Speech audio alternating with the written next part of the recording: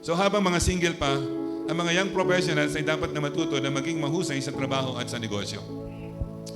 Mahalaga yan mga kapatid. Dapat nade-train kayo. Ako bata pa lang, nagtrabaho na ako. 4 years, working student ako. Hanggang 5 to 6 years. Nag-working student ako, kaya nga 5 years kong binuno yung college. Nakadalawa akong employer bago ako nag-graduate ng college. So, mahalaga na establish muna natin ang atin pong buhay financially. Mahalaga siya. Tapos dapat, pag sinabing establish, amen, pwede ka na mabuhay independently, hindi ka umaasa sa ibang mga tao. Dapat ganoon po. So, kung tayo po ay anak ng Diyos, madali lang po tayong pasaganain ng Lord. Amen. So, dapat hindi bulagsak sa paggastos ng pera, masinop, sabi mag-budget daw. Amen. Dapat yung kita mo, mas malaki kaysa doon sa gastos mo. Amen. Dapat ganun eh. Kung halimbawa may utang ka, sikapin mong mag-tithe at ibigay yung bayaran mo na yung utang mo. Dapat ganoon. Kung maliit ang sweldo mo, liitan mo rin yung kain mo. Totoo yan mga kapatid. Hindi yung may sweldo ka kung ano-anong kinakain mong mamahalin. Magtsaka ka muna sa tuyo, tsaka dilis. Para yumaman ka naman. Di ba? Okay, magkangkong ka muna. Sabagay, medyo mahal na rin kangkong ngayon. Pero makakatipid ka. Kung gusto mo naman, lalo ka yumaman, mani na lang ang biliin mo. Bumili ka na 10 piso mani, umaga, tanghali, gabi. Yun lang ang gastos mo, pero ang dami mong ipon. Dapat madali na tayo eh. Buhay ka naman, di ba? Pagka nakabayad ka naman, kumain ka ng gusto mong kumain. Praise God. Di ba?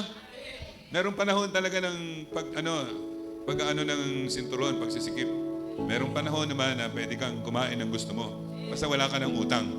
Yun po yan. So dapat marunong ka mag-ipon. Masinop, matipid, at marunong mag-ipon.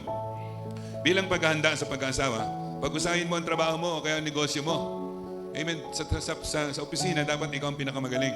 Kasi anak ka ng Diyos eh. Hello? Totoo yun mga kapatid. Dapat ganun po ang mangyari sa lahat ng mga anak ng Diyos.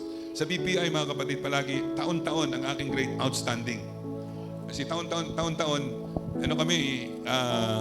ina-assess kami. Tinitignan lahat ng ginawa namin. Yung outstanding, yung pong pinakamataas na grade, parang 100 yun. Every year, ganun ang aking pong rating. Kaya first year pa lang ako sa BPI, nire-recommenda na akong opisyal. First year pa lang ako. Nire-recommenda na kagad ako. Wala pong tigil yun, tuloy-tuloy. So dapat tayo po ang pinakamahusay. Tapos sa negosyo, dapat mahusay ka rin sa negosyo. Amen. Hello? Madami negosyo dyan mga kapatid. Medyo mababa nga lang sa tingin mo, pero kapag ka naman pinagsikapan mo, yayaman ka. Amen. Yung pong palamig, magawa ka lang ng apat na palamig, iba-ibang klase.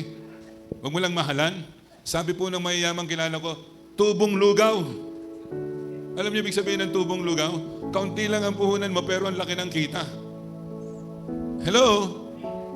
Doon po sa Pangasinan, meron tayong outreach. Merong nagpatuto doon mag-asawa. Magmula ng bata sila, mahirap na mahirap sila.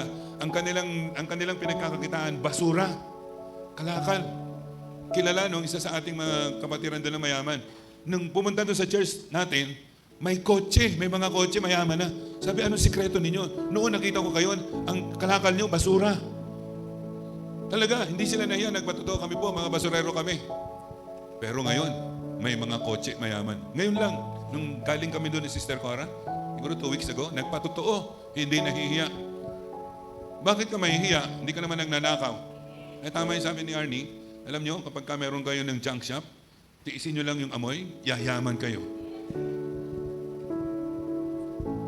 Pwede ka namang mag-contest eh.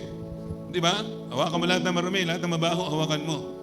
Pero ipunin mo, pagka ikaw naman ay nagbenta, balik lahat yung pagod mo. Kaya nga maraming yumayaman na mga magbabakal, mga ngalakal. Kasi may pera sa basura. Hello? Yung iba nahihiya.